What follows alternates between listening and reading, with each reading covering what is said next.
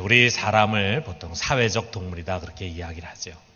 우리 홀로 사는 것이 아니고 관계 속에서 이렇게 살아갑니다. 특별히 많은 사람과 늘 이렇게 관계를 가지면서 살아가죠.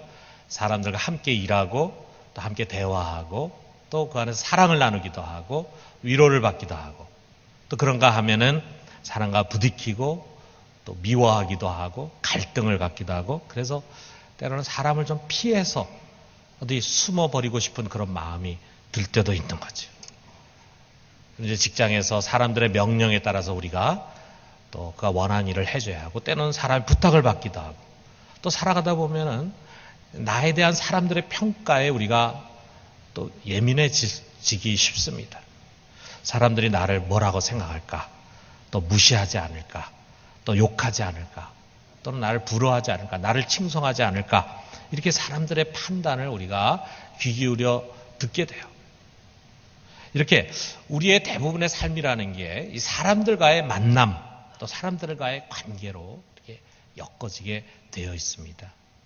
그러나 여러분, 이 사람과의 관계가 우리 살아가는 삶에 굉장히 중요하지만 이 관계보다 더 중요한 인격적인 관계가 있습니다. 그것은 바로 하나님과의 관계입니다. 그는 나를 만들고 이 세상을 만드신 분이잖아요. 모든 것의 근원이 되면서 동시에 모든 것의 목적이 되시는 분이에요. 시작이면서 동시에 끝이 되시는 분이십니다. 그런데 그분은 우리 사람들처럼 보이지가 않아요. 우리가 감각하고 느낄 수가 없어요. 그렇기 때문에 사람들이 그를 경홀히 여기가 쉽습니다. 당장에 우리가 아내와 남편과 관계를 잘못하면 벌써 집안이 시끄럽잖아요. 가정이 지옥같이 되잖아요. 그러니까 남편에 대한 관계, 아내에 대한 관계 잘해야죠. 부모에 대한 관계 잘해야죠. 직장에서 직장 상사들과 동료의 관계 잘해야죠. 우리가 이런 데는 참 이게 예민합니다. 그런데 하나님과의 관계에 있어서는 우리가 보이지 않고 그러다 보니까 경홀히 여기가 쉬워요. 또 우리가 사람은 내가 벌써 그 사람에게 뭔가 섭섭하게 하면은 반응이 금방 오게 돼 있어요. 근데 우리 하나님은 그렇게 속이 좁은 분이 아닙니다. 우리가 하나님께 죄를 짓고 나쁜 짓을 한다고 해서 하나님 그때마다 벌 주시면은 살아남을 사람 없죠. 우리 하나님 그러지 않다 이거예요. 그러니까 우리가 자기가 하나님을 경홀히 하고 또 하나님 원치 않는 그런 죄를 짓거나 그렇게 한다고 해서 금방 어떤 죄에 대한 형벌이 오는 것이 아니다 보니까 우리가 하나님을 참 가볍게 대하기가 쉽습니다. 그분과의 관계를 우리가 예민하게 대하지 못하는 경우들이 많이 있어요. 심지어는 그의 존재감조차 부인하는 사람들도 있습니다. 세상에는 말이죠. 이 보이는 세계가 저절로 생겼다고 우기는 사람들이 많이 있습니다. 뭐 어떻게 하다 보니까 아무것도 없는 무에서 유가 나오고 그 다음에 그것이 오랜 세월 동안 진화하고 발전해가지고 지금의 이런 복잡한 세계가 된 것이다. 참 저는 이렇게 생각하는 사람 참 대단한 것 같아요. 여러분 이거야말로 정말 맹목적인 신앙 아닙니까? 이런 비논리적인 억지가 어디 있습니까? 어떻게 무에서 저절로 유가 생길 수가 있습니까? 차라리 우리가 정말 이 세상을 시작하는 분이 있고 정말 무에서 유를 만드신 전능하신 창조주가 있다. 이렇게 믿는 것이 훨씬 더 자연스럽지 않습니까? 훨씬 더 논리적인 게 아닐까요? 의학이 발달하지 않습니까? 의학이 발달해가지고 과거엔 그저 피상적으로 봤던 우리 인간의 그 신체 내부 깊숙한 곳, 그 예민한 신경 조직을 우리가 하나하나 다 발견해가면서 우리 인간의 몸이라는 게 참 얼마나 정교한 것인가. 과학이 발달할수록 그것을 더 우리가 보게 되잖아요. 또 우리가 과학이 발달할수록 이 우주가 얼마나 광대한 것인가. 고대인들이 그저 막연하게 우주는 굉장히 크고 별들이 많다 이런 정도로 생각했지만 과학이 발달하니까 그 정도의 수준이 아니라 이 우주는 너무나 광대한데 그 우주가 코스모스 조화롭게 질서 있게 움직여가는 모습 보면서 이걸 만드신 분이 계시지 않을 수가 없다. 이걸 운행하는 분이 계시지 않을 수가 없다. 이렇게 우리가 믿게 되지 않습니까? 그분이 어떤 분이냐?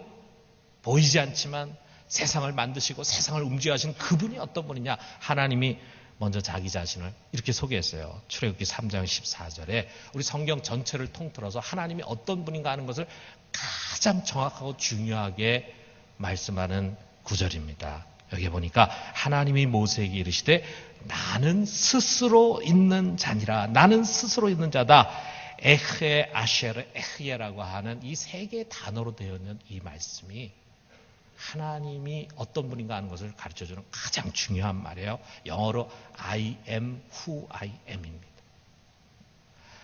이게 미완료형으로 되어 있기 때문에 그 의미가 나는 존재하고 있는 자다. 그래서 어떤 성경에 I am being 이렇게 번역을 했어요.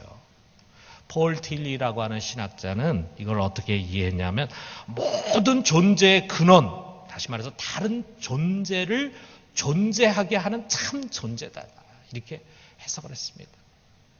모든 존재의 근원이에요. 그분은. 이 세상에 존재하는 모든 것의 뿌리가 바로 그분입니다. 우리 성경에 이런 말씀 있잖아요. 히브리서 11장 3절에 보면은 자, 우리 같이 한번 읽어봅시다. 믿음으로 모든 세계가 하나님의 말씀으로 지어준 줄을 우리가 아나니 보이는 것은 나타난 것으로 말미암아 된 것이 아니니라. 여기 뒷부분에 보이는 것은 나타난 것으로 말미암아 된 것이 아니니라. 이것을 현대인의 성경에서는 우리가 좀 더 쉽게 이해할 수 있도록 번역했어요. 보이는 것은 보이지 않는 것으로 만들어졌다는 것을 압니다. 우리 지금 보이는 것은 보이지 않는 것에 의해서 만들어졌는데 그 보이지 않는 것이 뭐냐? 바로 하나님이라. 하나님. 그렇기 때문에 그가 모든 만물의 시작입니다. 모든 만물의 주인이에요. 우리 인간이 어떤 땅을 소유하고 어떤 물질을 소유하고 이거 내 것이다 할 수가 없어요. 원래 그것을 처음에 이 세상에 만드신 분이 하나님이시라. 그래서 여기에 하나님이 나는 스스로 있는 자다. I am who I am이라고 할 때 바로 이 말에서 야훼라고 하는 말, 여호와라고 하는 말이 나왔어요. 그리고 그 뜻은 주님이라는 뜻이에요. 로드라고 하는 뜻이에요. 그래서 여러분이 NIV 성경을 보면은 우리 성경에는 구약에 여호와라고 되어 있는 것을 NIV 성경은 로드라고 번역을 했습니다. 원래 그 여호와가 갖고 있는 뜻이 주님이다라고 하는 뜻이라 이거예요. 여러분 우리는 바로 이 주인 되시는 주님 앞에 서야 합니다. 누구나 다 하나님 앞에 서야 할 때가 있어요. 여러분 세상을 살아가고 있는 동안에 모든 사람에게는 한 번 이상 그분을 대면할 수 있는 기회가 주어집니다. 꼭 주어집니다. 그분이 우리를 부르시는 거예요. 언제 그분이 우리를 부르시고 우리가 언제 그분을 대면할 수 있는 기회를 갖느냐. 그래서 잘 나가고 성공하고 그래서 자기가 대단히 큰 자처럼 생각될 때가 아닙니다.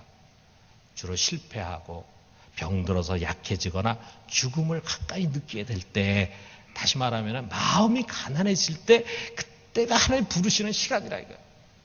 여러분 그때 우리가 하나님께 응답해야 됩니다. 여기 우리 교인들도 보면은요, 평상시에는 부인이 아무리 교회 나가자 뭐하자 그래도 콧방귀도 안 낍니다. 아무리 목사가 전화하고 신방하고 그래도 전혀 꼼짝하지 않습니다. 그런데 병이 드는 거예요. 죽음이 가까운 그런 느낌을 받을 때 우리 인간은 누구나 다 마음이 가난해지는 거예요. 여러분 그때가 하나님이 여러분을 찾는 겁니다. 하나님 부르시는 거예요. 여러분 그 기회를 놓쳐서는 안 됩니다. 하나님께 꼭 나가야 합니다. 오늘 이 성경은 한 인간 모세라고 하는 사람이 어떻게 하나님을 대면했는가 하는 그 대면하는 장면을 보여주고 있잖아요. 여러분 우리 모세라는 사람 잘 알잖아요. 모세는 정말 파란만장한 삶을 살아온 사람입니다. 그는 태어날 때 이스라엘 사람의 레위 지파의 자녀로 태어났는데 그때 이스라엘은 애굽의 식민지였죠. 애굽의 노예로 있었어요. 그래서 이 애굽의 바로왕이 이스라엘이 막 강성해지는 것이 두려워가지고 남자아이를 낳으면 무조건 죽여라 그랬습니다. 그러니까 이 모세는 태어나자마자 사실은 죽을 수밖에 없는 운명이었는데 이 부모들이 이 아이를 보니까 너무 사랑스러워 이 아이를 도저히 죽일 수가 없어요. 그러나 키울 수도 없어. 그래서 어떻게 했습니까? 갈대 상자를 만들어가지고 역청을 발라서 물이 들어오지 않게 해가지고 그 안에다가 이 모세를 담아가지고 강물에 띄었어요. 이 모세가 흘러 가가지고 어디로 가느냐?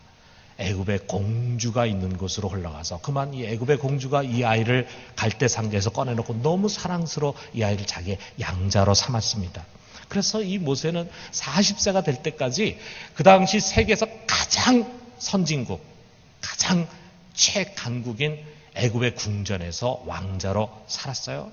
부귀영화를 누리면서 살았습니다. 그리고 40세가 되어가지고 이제 철이 좀 들어가지고 자기 민족을 좀 돌아봐야 되겠다라고 생각하는 가운데 어느 애굽 병사가 자기 민족 이스라엘 사람을 학대하는 것을 보고 막 혈기가 솟구쳐가지고 그 애굽 병사를 때려 죽였죠. 그리고 그것이 원인이 돼가지고 그만 바로에게 쫓기는 신세가 돼가지고 그가 애굽의 궁전을 버리고 도망을 가서 미디아 광야로 갔습니다. 그리고 그 미디아 광야에 가가지고 40년 동안 그야말로 아무 소망이 없는 그냥 목자로, 양을 치는 목자로 거기에 있는 미디안 제사장 이드로의 사위가 되어가지고 살았어요.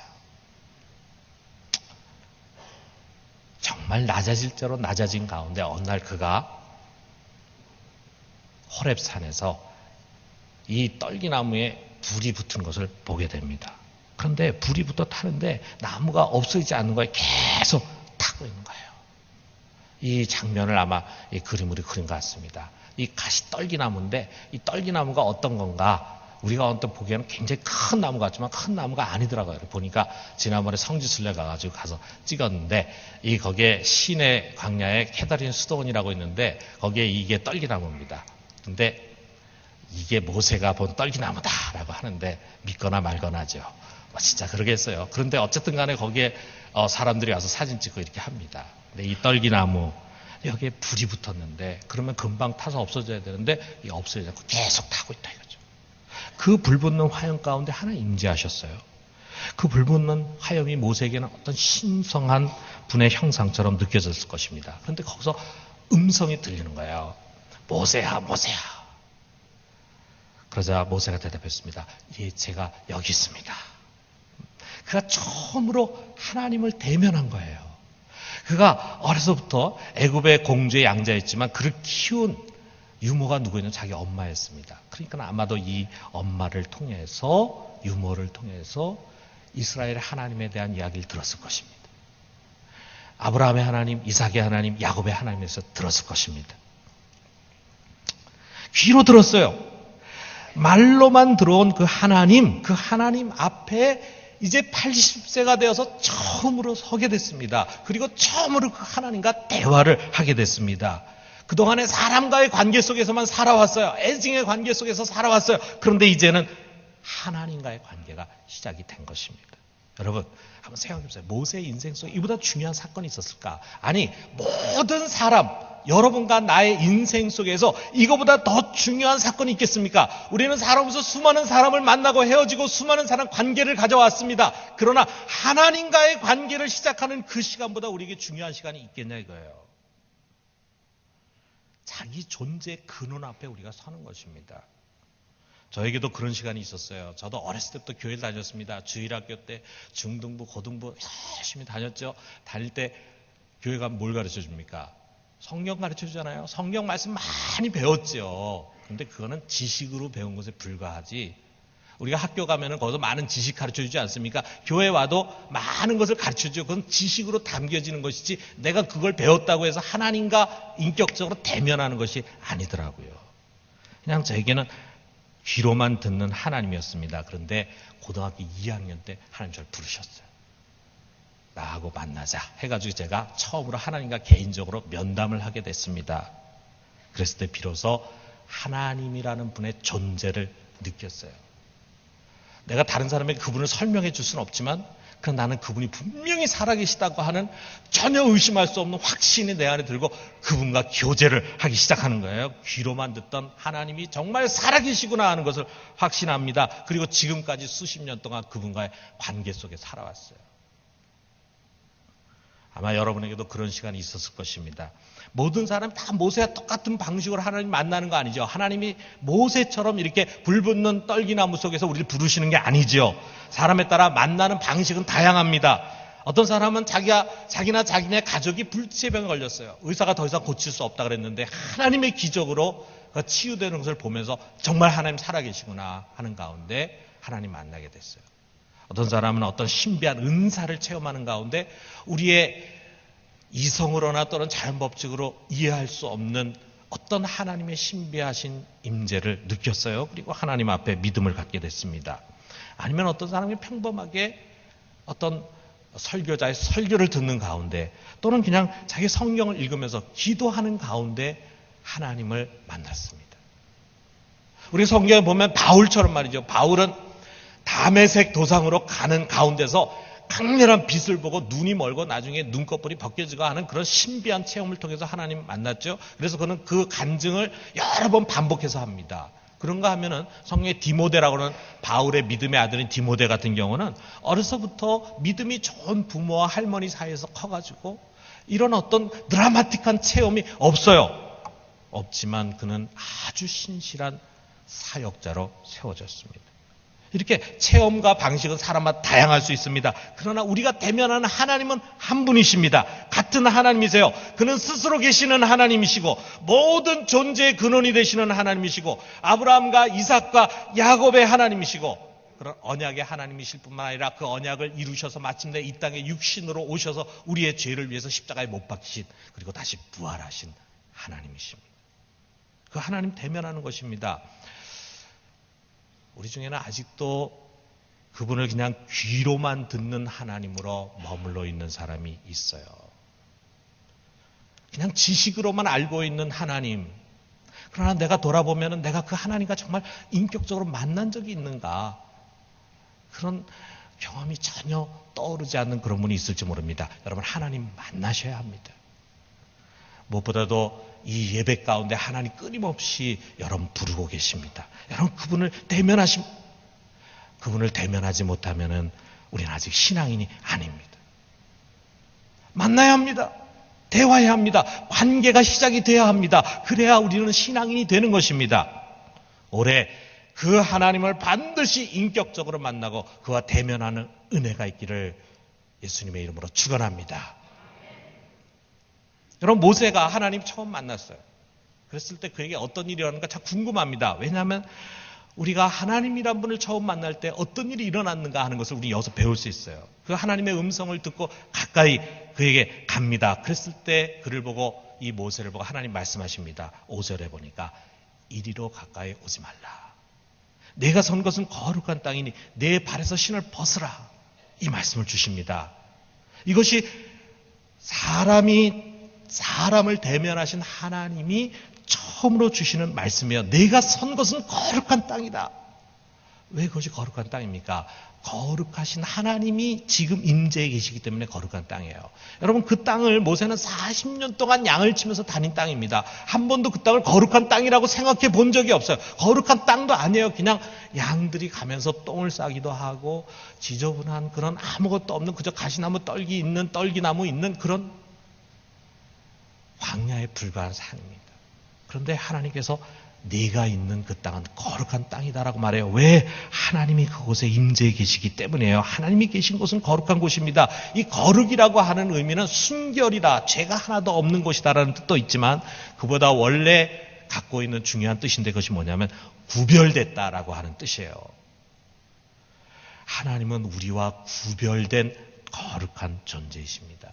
키에르케고르라고 하는 신학자가 그렇게 표현했어요. 그는 우리와 질적으로 다르신 존재다.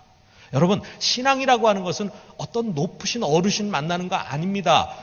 어떤 새로운 사람과 인격적인 관계가 시작되는 것이 아닙니다. 우리의 상상을 뛰어넘는 아주 크고 위험하시고 거룩하신 존재 앞에 우리가 서는 거예요. 한 번도 경험해 본 적이 없는, 한 번도 상상해 본 적이 없는 그 거룩하고 어미하신 분 앞에 이제 우리가 서는 것입니다. 거기서 우리가 어떻게 됩니까? 내 발에서 신을 벗으라 말씀합니다. 여러분 발에서 신을 벗는 게 무슨 뜻일까요? 지금도 우리가 어떤 엄숙한 곳 있죠. 아주 뭔가 경건한 곳에 가면 신을 벗으라 그래요. 뭔가 경의를 표현하는 하나의 방법이 되겠죠. 신을 벗는다는 것이. 그러나 여기에 있는 이 말씀은 그보다 훨씬 깊은 뜻을 갖고 있습니다. 알랑 콜이라고 하는 사람의 설명처럼 신을 벗는다라고 하는 것은 무슨 의미냐? 종이 되는 것을 표현하는 것입니다. 종이 되는 것. 여러분 고대 사회에서는 종들이 맨발로 다녔어요. 여러분 탕자 이야기를 한번 생각해봐요. 탕자가 아버지 집으로 돌아왔죠. 그랬을 때 탕자 아버지가 하인들에게 뭐라 그러냐면은 그의 발에 신을 신기라 이렇게 말합니다. 그의 발에 신을 신기라. 탕자가 맨발이었다 이거죠. 왜 탕자가 맨발입니까? 그는 아버지께 돌아올 때 어떤 각오를 가지고 돌아왔냐면, 저는 이제 아버지의 아들이라 부름받을 자격이 없습니다. 저를 아버지의 종의 하나로 쳐주십시오. 그는 아버지의 종이 되기 위해서 왔다 이거예요. 그렇기 때문에 그는 신발을 신지 않고 맨발로 왔습니다. 신발을 벗는다라고 하는 것은 종이 된다는 의미예요. 여러분, 하나님은 처음 만난 인간에게 명령하십니다. 너는 신을 벗어 이제 종의 자리로 돌아가라. 그것이 너의 참된 자리다.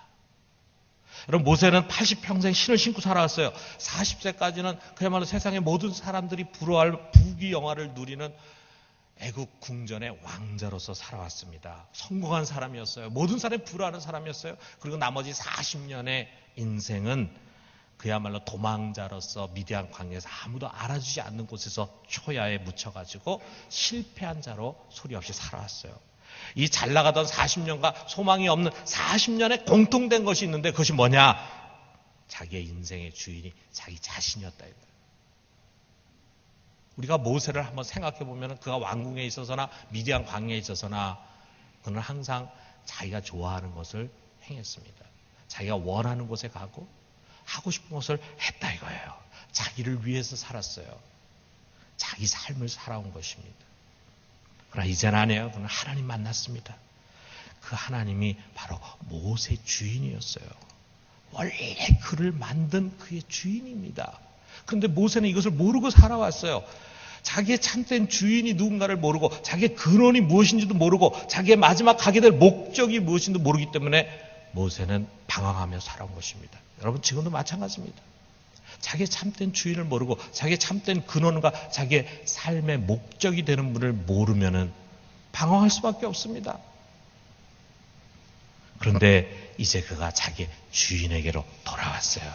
신을 벗는 것입니다. 여러분, 우리는 스스로 존재하는 자가 아닙니다. 자율이라고 하는 것은 옳은 것이 아닙니다. 우리가 스스로 진화해가지고 어떻게 하다 보니까 우연히 우리가 생겨서, 그래서 스스로 진화해가지고 오늘 이렇게 된 것이 아닙니다. 여러분과 나를 이처럼 아주 정교하고 너무나도 멋있는 인간으로 만드신 주인이 계십니다. 그분이 하나님이십니다. 그는 존귀하신 분이고 거룩하신 분이고 만유 안에 계신 분이고 만유 위에 계신 분이고 만유의 근본이 되시고 만유의 목적이 되신 분이고, 또 하나 아울러 우리를 위해 이 땅에 오셔서 자기의 피를 가지고 우리를 사신 우리의 주인 되신 분이십니다. 그 주님이 우리에게 명하십니다. 내 발에 신을 벗으라. 여러분, 이제 어떻게 대답하시겠습니까? 여전히 자기가 하고 싶은 대로 자기 꿈을 이루고 자기 욕망과 혈기대로 살아가시겠습니까? 내 인생인데, 이건 내 재물인데, 내가 벌은 내 재물이고 내 돈인데, 내 시간인데, 내 거 아니야? 내 거 내 마음대로 하는데 누가 뭐라 그래? 이러면서 사시겠습니까? 여러분, 유감스럽게도 무슨 여러분의 것이 아닙니다. 여러분은 주인이 아닙니다. 주인이 될 수가 없습니다. 여러분, 오늘 다시 우리의 주권을 그분에게 양도해 드립시다. 내가 가진 모든 것 당신에게서 왔습니다. 당신의 것입니다. 내 남편도 내 아내도 내 것이 아니라 당신의 것입니다. 내 자식, 내 새끼들도 다 당신의 것입니다. 나 자신도 당신의 것입니다. 나의 재물도 내 것이 아니라 당신의 것입니다. 10분의 1만이 당신의 것이 아니라 나의 모든 재물이 다 당신의 것입니다. 2014년이란 이 1년의 시간도 당신의 것입니다. 내 뜻대로, 내 마음대로, 내가 원하는 대로 사용하지 않고 당신이 원하는 대로 당신의 뜻대로 사용을 원합니다. 당신의 뜻을 따르겠습니다. 여러분, 우리가 우리의 주권을 양도하는 그런 고백을 그분에게 드려야 합니다. 여러분, 우리가 양도하면은 잃는 것이 아니에요. 우리가 성경에 생각해봐요. 오병이어, 성경에 오병이어 사건 있죠? 오병이어 가지고 주님께서 몇 명을 먹이셨습니까? 몇 명이죠? 5,000명을 먹이셨잖아요. 그런데 그 오병이어가 어디서 났느냐? 원래 그 오병이어는 어떤 한 소년의 것입니다. 엄마가 그 아이가 오늘 예수님 말씀 들어간다 그럴 때 도시락을 싸줬어요. 보리떡 5개, 물고기 2마리, 너 이거 가지고 배고플 테니까 중간에 먹어라. 줬습니다. 그 아이 것이에요. 그 아이가 와가지고 자기가 갖고 있는 이 도시락, 자기 먹고 싶지 않겠어요? 어린아이인데? 그런데 이 도시락을 주님께 드렸습니다. 여러분, 이 아이가 그걸 주님께 드릴 때, 주님, 이걸 가지고 5,000명을 좀 다 먹이십시오, 이런 마음 가지고 드렸겠어요? 천만의 말씀이죠. 그냥 주님 드십시오 하고 주님께 드렸어요. 그럼 자기는 어떻게 됩니까? 배고픈 거죠. 배고픈 거죠. 먹을 것이 없는 거죠. 그런데도 불구하고 자기에게는 유일한 자기 배를 채울 수 있는 보리떡 5개, 물고기 2마리를 주님의 손에 얹어드렸습니다.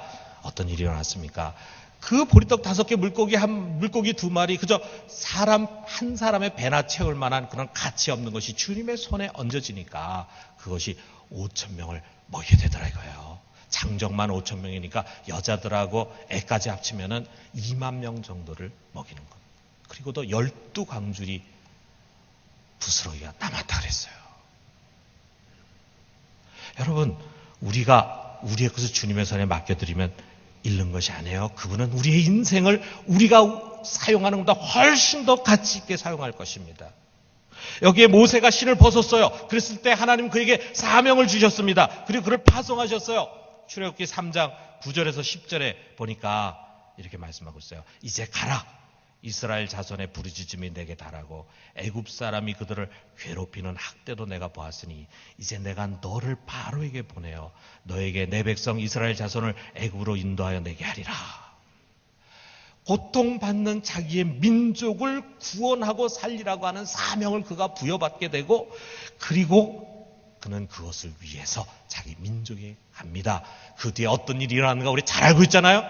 이 모세 한 사람을 통해서 200만 명 넘는 그의 백성들이 결국은 출애굽을 하게 되고 홍해를 건너게 되고, 그리고 40년 광야 생활을 마치고 그렇게도 자기들이 바라던 가나안 땅으로 들어가게 됩니다. 우리도 신을 벗으면 하나님께서 이처럼 기가 막혀 우리를 사용하는 것입니다.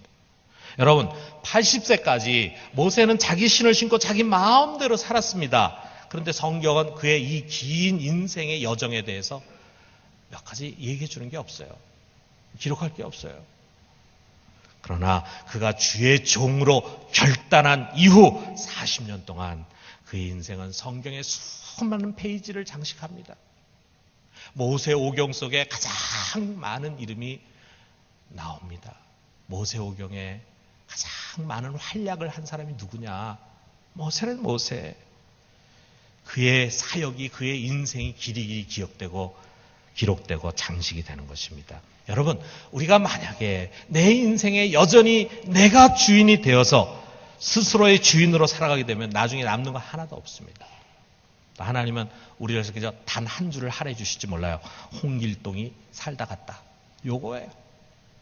최현범이 살다 갔다, 요거 한 줄 정도 하나님이 우리를 위해서 할애해 줄지 모르겠어요. 그러나 우리가 그의 종이 될 때 주님은 우리를 그의 나라와 그의 의와 그의 복음과 영혼을 구원하는 일과 세상을 변혁시키는 그 모든 일에 귀하게 쓰실 것입니다. 이 모든 것들은 그야말로 수많은 페이지에 영원히 기록되고 남겨질 것입니다. 여러분, 어떤 삶을 살기를 원하십니까? 여러분, 우리 다시 그분께 돌아갑시다. 크고 위대하신 하나님, 나의 존재의 근원이 되신 하나님, 나를 위해 자기의 피를 흘리신 우리 거룩하신 하나님, 그분의 존전 앞에서 우리가 겸손히 신발을 벗읍시다. 종의 자리로 내려갑시다. 이제 더 이상 내가 원하는 대로, 내 뜻대로, 내 고집대로 살지 말고 이제 당신의 뜻대로 내가 순종하며 살겠습니다. 순종의 결단을 합시다. 그러면 주께서 여러분과 나, 보잘것없어 보이지만 그러나 우리를 주님의 뜻을 이루는 아주 귀중한 사역자로 사용하실 것입니다. 올 한 해 우리 주님 앞에서 종의 자리로 겸손히 내려가 주님의 손에 귀하게 쓰임받는 우리 모두가 되기를 주님의 이름으로 축원합니다.